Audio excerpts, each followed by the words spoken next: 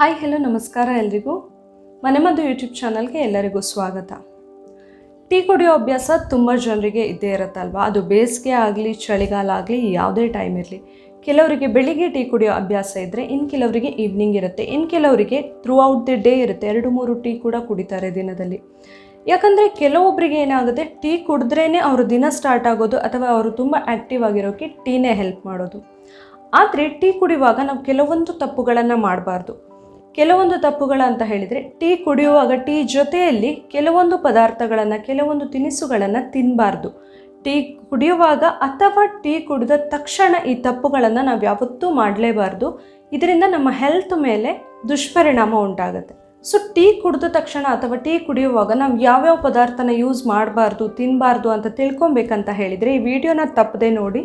ಹಾಗೆ ನೀವು ಯಾರಾದರೂ ಇನ್ನು ನನ್ನ ಚಾನಲ್ನ ಸಬ್ಸ್ಕ್ರೈಬ್ ಮಾಡಿಲ್ಲ ಆದರೆ ಪ್ಲೀಸ್ ಸಬ್ಸ್ಕ್ರೈಬ್ ಮಾಡಿ, ಹಾಗೆ ಪಕ್ಕದಲ್ಲಿರುವ ಬೆಲ್ ಐಕಾನ್ನ ಕ್ಲಿಕ್ ಮಾಡಿ.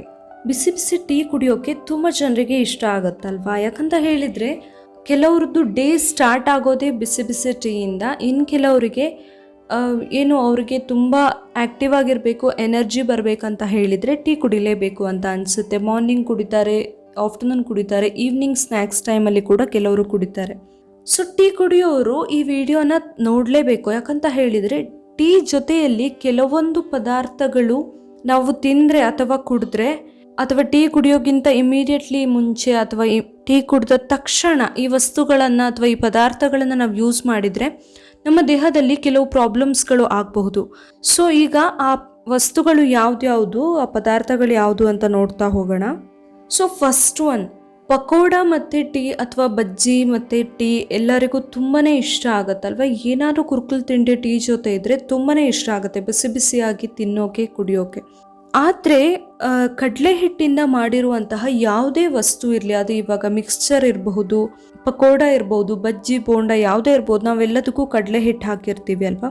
ಸೊ ಕಡಲೆ ಹಿಟ್ಟು ಯೂಸ್ ಮಾಡಿರುವಂತಹ ಯಾವುದೇ ಪದಾರ್ಥ ಆಗಲಿ ಟೀ ಜೊತೆ ತಿನ್ನಬಾರ್ದು. ಯಾಕಂತ ಹೇಳಿದರೆ ಈ ಥರ ಟೀ ಜೊತೆ ತಿನ್ನೋದ್ರಿಂದ ದೇಹದಲ್ಲಿ ಪೋಷಕಾಂಶಗಳ ಕೊರತೆ ಉಂಟಾಗುತ್ತೆ.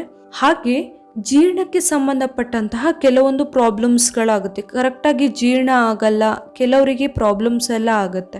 ಸೊ ಆದ್ದರಿಂದ ಕಡಲೆ ಹಿಟ್ಟಿಂದ ಮಾಡಿರುವಂತಹ ಯಾವುದೇ ಐಟಮ್ಸನ್ನು ಆದಷ್ಟು ಟೀ ಜೊತೆ ತಿನ್ನಬಾರ್ದು. ಟೀ ಕುಡಿದು ಸ್ವಲ್ಪ ಹೊತ್ತು ಬಿಟ್ಟು ಅಥವಾ ಅದನ್ನು ತಿಂದು ಸ್ವಲ್ಪ ಹೊತ್ತು ಬಿಟ್ಟು ಟೀ ಕುಡಿಯೋದು, ಈ ಥರ ಮಾಡಬೇಕು. ಒಟ್ಟೊಟ್ಟಿಗೆ ಮಾಡಿದರೆ ನಮಗೆ ಏನಾದರೂ ಪ್ರಾಬ್ಲಮ್ಸ್ಗಳು ಆಗಬಹುದು. ಇನ್ನು ಎರಡನೇದು, ಟೀ ಕುಡಿದ ತಕ್ಷಣ ಏನಾದರೂ ಕೋಲ್ಡ್ ಆಗಿರೋದನ್ನು ತಿನ್ನಬಾರ್ದು ಅಥವಾ ಕುಡಿಬಾರ್ದು. ಕೆಲವರು ಟೀ ಕುಡಿದ ಮೇಲೆ ಇಮ್ಮಿಡಿಯೇಟ್ಲಿ ನೀರು ಕುಡಿಬೇಕನ್ಸುತ್ತೋ ಏನೋ ಆಗುತ್ತೆ, ಅಥವಾ ಏನೋ ಐಸ್ ಕ್ರೀಮ್ ಏನೇ ಇರಬಹುದು, ಅಥವಾ ಕೋಲ್ಡ್ ನೀರು, ಜ್ಯೂಸ್ ಯಾವುದಾದ್ರೂ ಕುಡಿಬಹುದಲ್ವ. ಸೊ ಯಾವುದೇ ಕಾರಣಕ್ಕೂ ಟೀ ಕುಡಿದ ತಕ್ಷಣ ಯಾವುದೇ ಕೋಲ್ಡ್ ಆಗಿರೋ ಐಟಮನ್ನು ಯೂಸ್ ಮಾಡಬಾರ್ದು. ಇದರಿಂದ ಕೂಡ ಜೀರ್ಣಕ್ಕೆ ಸಂಬಂಧಪಟ್ಟಂತಹ ಕೆಲವು ಪ್ರಾಬ್ಲಮ್ಸ್ಗಳು ಆಗಬಹುದು. ಯಾಕಂತ ಹೇಳಿದರೆ ಯಾವಾಗಲೂ ತುಂಬ ಬಿಸಿ, ತುಂಬ ಕೋಲ್ಡ್ ಒಟ್ಟೊಟ್ಟಿಗೆ ತಿನ್ನಬಾರ್ದು, ಕುಡಿಬಾರ್ದು ನಾವು. ಅದರಿಂದಾಗಿ ನಮಗೆ ಪ್ರಾಬ್ಲಮ್ಸ್ಗಳು ಆಗಬಹುದು. ಇನ್ನು ಮೂರನೇದು ಹೇಳ್ತಾ ಇದ್ದೀನಿ, ಲೆಮನ್ ಟೀ ತುಂಬ ಜನ ಯೂಸ್ ಮಾಡ್ತಾರೆ, ತುಂಬ ಜನಕ್ಕೆ ಇಷ್ಟ ಆಗುತ್ತೆ. ಯಾಕಂತ ಹೇಳಿದರೆ ತುಂಬ ಎನರ್ಜಿ ಕೊಡುವಂಥದ್ದು, ಹಾಗೆ ತುಂಬ ಫ್ರೆಶ್ ಆಗಿ ಇರೋಕ್ಕೆ ಹೆಲ್ಪ್ ಮಾಡುತ್ತದು. ಆದರೆ ಯಾವಾಗಲೂ ಕೂಡ ಟೀ ಜೊತೆ ಲೆಮನ್ ಅಷ್ಟೊಂದು ಒಳ್ಳೆ ಕಾಂಬಿನೇಷನ್ ಅಲ್ಲ. ಯಾಕಂತ ಹೇಳಿದರೆ ಲೆಮನ್ನಲ್ಲಿ ಸಿಟ್ರಿಕ್ ಆ್ಯಸಿಡ್ ಇರುತ್ತಲ್ವ, ವಿಟಮಿನ್ ಸಿ ಎಲ್ಲ ಇರುತ್ತೆ. ಇದು ಟೀ ಜೊತೆ ಮಿಕ್ಸ್ ಆದಾಗ ಏನಾಗುತ್ತೆ, ಗ್ಯಾಸ್ಟ್ರಿಕ್ ಪ್ರಾಬ್ಲಮ್ ಆಗ್ಬೋದು ಕೆಲವೊಬ್ಬರಿಗೆ, ಎಲ್ಲರಿಗೂ ಅಂತ ಅಲ್ಲ, ಕೆಲವೊಬ್ಬರಿಗೆ ಗ್ಯಾಸ್ಟ್ರಿಕ್ ಪ್ರಾಬ್ಲಮ್, ಎದೆ ಉರಿ ಎಲ್ಲ ಕೂಡ ಆಗಬಹುದು.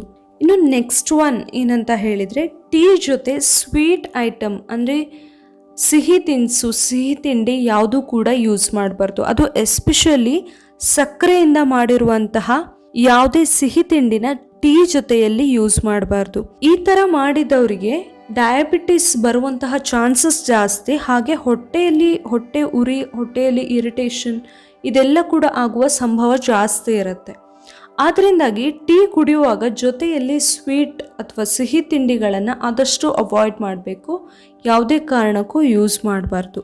ನೋಡಿದ್ರಲ್ಲ, ಟೀ ಜೊತೆ ನಮಗೆ ಪಕೋಡ ಇಷ್ಟ ಆಗುತ್ತೆ, ಹೌದು. ಆದರೆ ಪಕೋಡನ ಯಾಕೆ ತಿನ್ನಬಾರ್ದು ಅಂತ ಹೇಳಿ ಟೀ ಜೊತೆಯಲ್ಲಿ, ಹಾಗೆ ಸಿಹಿ ತಿನಿಸುಗಳನ್ನು ಕೂಡ ಟೀ ಜೊತೆಯಲ್ಲಿ ತಿನ್ನಬಾರ್ದು ಅಂತ ಹೇಳ್ತಾರೆ. ಇವತ್ತಿನ ಈ ಟಿಪ್ಸ್ಗಳು ನಿಮಗೆ ಇಷ್ಟ ಆಗಿದ್ದರೆ ಪ್ಲೀಸ್ ನನ್ನ ಮನೆಮದ್ದು ಯೂಟ್ಯೂಬ್ ಚಾನಲ್ನ ಸಬ್ಸ್ಕ್ರೈಬ್ ಮಾಡಿ, ಹಾಗೆ ಈ ವಿಡಿಯೋನ ಲೈಕ್ ಮಾಡಿ, ಹಾಗೆ ಶೇರ್ ಮಾಡಿ.